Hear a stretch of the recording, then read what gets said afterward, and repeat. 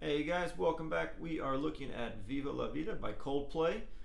Pretty simple tune, only a few chords in there, and we're using a little bass line to play that main riff with some staccato notes and palm muting. So let's walk through that first. Starts off with string 5 fret 3, and then the next note is going to be string 4 open, then string 5 fret 2, and string 4 fret 2. For the most part, it's just outlining the roots of the chords, which are C major, D major, G major, and E minor. So it goes C, and then D, B, which is the third of the G chord, so not the root there, and then E.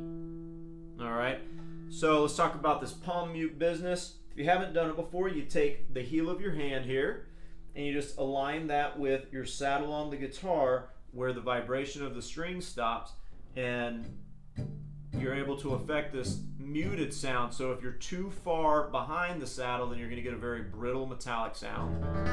Obviously not muted at all, and if you're too far forward, completely muted. So you can adjust horizontally. Thankfully for this, you're only playing on 2 strings, so you just have to feel strings 5 and 4 vibrating on your skin there. That's a good way to tell whether you're actually muting it or not, or in a good location. Just don't find your hand shifting off of that. You gotta be fixed and kind of rotate from that position. So then you get that muted note, or muted sound, sorry.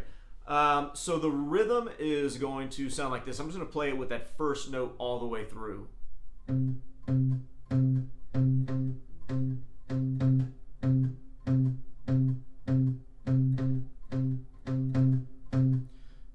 Basically, you play the same thing twice in a row, right? It's 2 measures of this.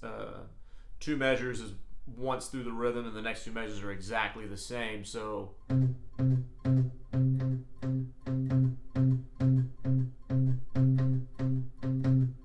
Now to get that shorter sound, I'm pulsing my finger, meaning I'm pressing it down, and then I just let it relax so the note stops to get a shorter sound instead of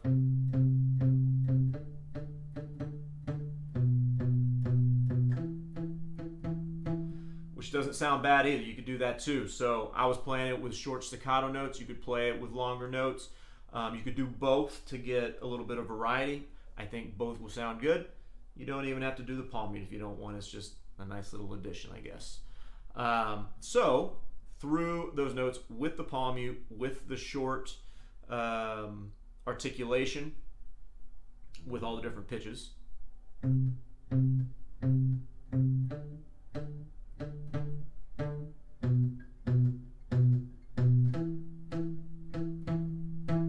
Or if we did it long.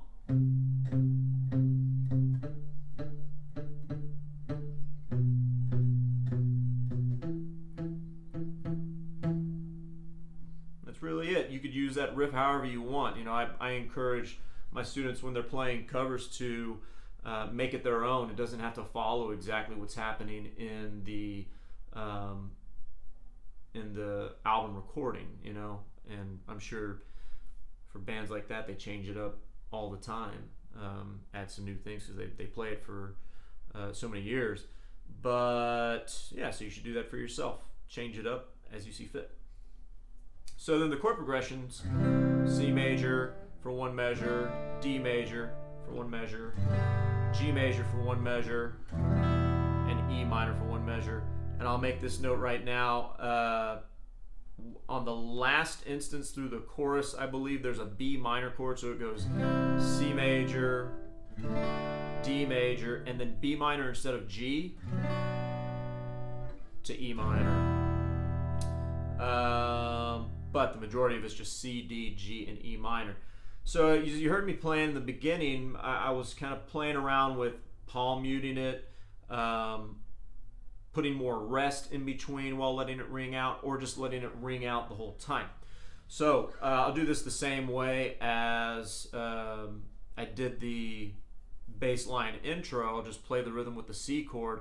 It really just mimics that exact same rhythm. We'll just have to think about the direction here. So if I let everything ring out, it'll be down, down, down, down, up, up, up, down, down. Okay, just using the C chord. You would do that twice. So down, down, down, down, up, up, up, down, down, down, down, down, down, up, up, up, down, down.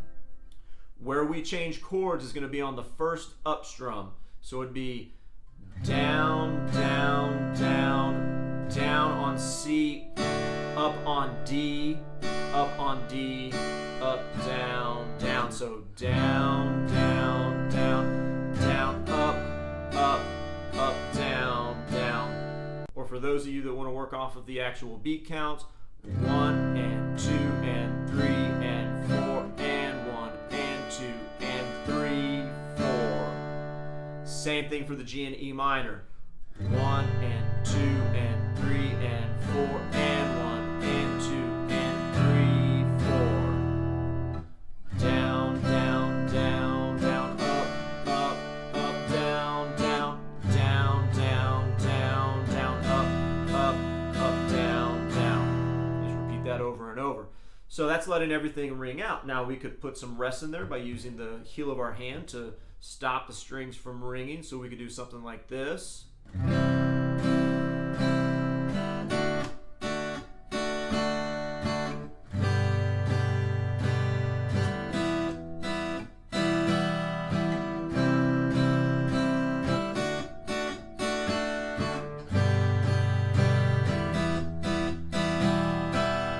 Or I was doing all down strums with the same rhythm with palm mutes.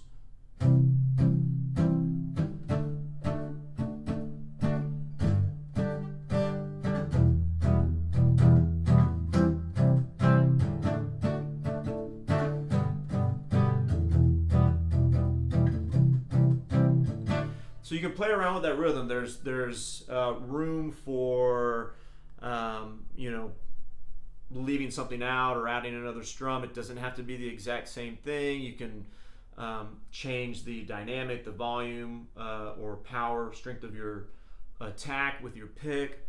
I encourage that for something that you know, it's the same 4 chords that go over and over again. So having a little bit of variability between like the verse or coming back in with the bass line riff or the chorus, what have you. Anyways, that's pretty much it. If you have any questions, guys, let me know. Happy to help out. Otherwise, I'll see you in the next video. Thanks. Bye.